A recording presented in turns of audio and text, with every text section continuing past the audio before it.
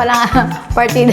I really must try ice candy, Black Forest ice candy. Naku, grabe kayo, napakasarap. So, ang una natin gagawin ay ang outer layer ng ice candy. Ang color theme kasi ng Black Forest ay may brown, the chocolate, red, the cherry, at ang white, the cream.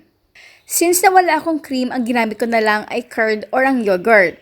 Ito ay para magkaroon ng effect ang ating ice candy outer na white color. At syempre, para ma-enhance ang ating flavor na maasim na cherry. Sa ice candy plastic na gagamitin natin na may sukat na 1.5 by 10 inches, maglagay lang tayo dito ng 1 tablespoon na yogurt. I-flat natin ito. Ilagay ito sa freezer habang gumagawa naman tayo ng Black Forest mixture. Tanggalin natin ang buto ng cherry at hiwaan ito ng maliliit. Sa bowl na gagamitin natin, pagsamahin dito ang sugar, cornstarch, cocoa powder. Haluin muna ito ng bahagya. At dahan-dahan naman natin dito ilagay ang milk para maiwasan magmuo-muo ang mga dry ingredients. Then, ang ating cherry.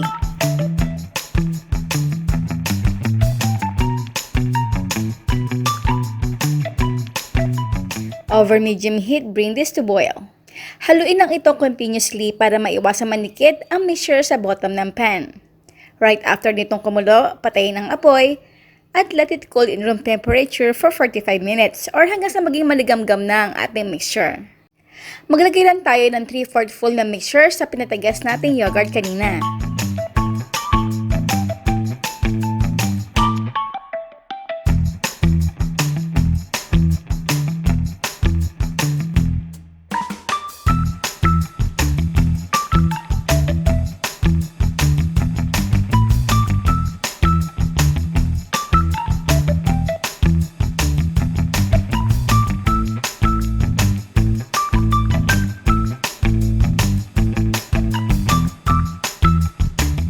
Then, keep this in the freezer overnight.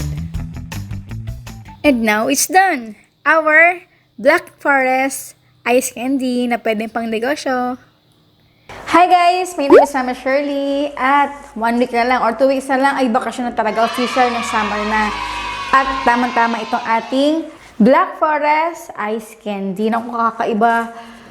Super. Ang saya-saya ko kasi na-share ko na naman sa inyo yung ating idea kung paano gumawa nito. So, tikman na natin.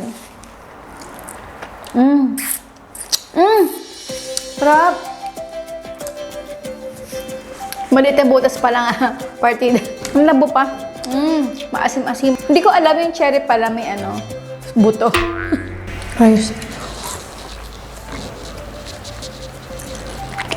I really must try ice candy, Black Forest ice candy. Naku, grabe kayo, napakasarap. Yung may nangunguya-nguya ka pang cherry. Tapos yung tamis ng cherry, asim ng yogurt. The best. Yung cornstarch, pampalabo talaga. Ang laki-laki na itutulong ng cornstarch sa paggawa ng ice candy. Kung ayaw naman ng cornstarch, o kung ayaw nyo naman lutuin, pwede naman ng condensed milk plus water. So, in that way, magiging malabo naman yung inyong ice candy.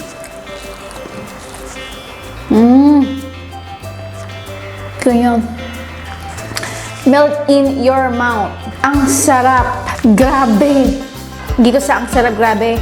Super dami na natin nagawang kakaiba mga flavor na ice candy. Ang alam ko, ang una kong ginawa, creamy chocolate ice candy. Kasama ko gumawa nito sa Aliana. Maliit pa lang siya noon eh. Siguro nasa 1.5 years old pa lang, 2 years old pa lang kasi Aliana niya. Napaka creamy talaga. Super creamy. Alam ko, nakagawa na tayo ng 9 plus 4, 13 plus 4, 17. 18 flavor ng ice candy dito sa ang sarap. Grabe. Gawin nyo na. Sarap. Kung meron pa kayo ibang request na ibang flavor ng ice candy, please write it down in comment box below. Maraming talaga salamat sa inyo lahat. Please subscribe po sa inyo lahat kasi 90%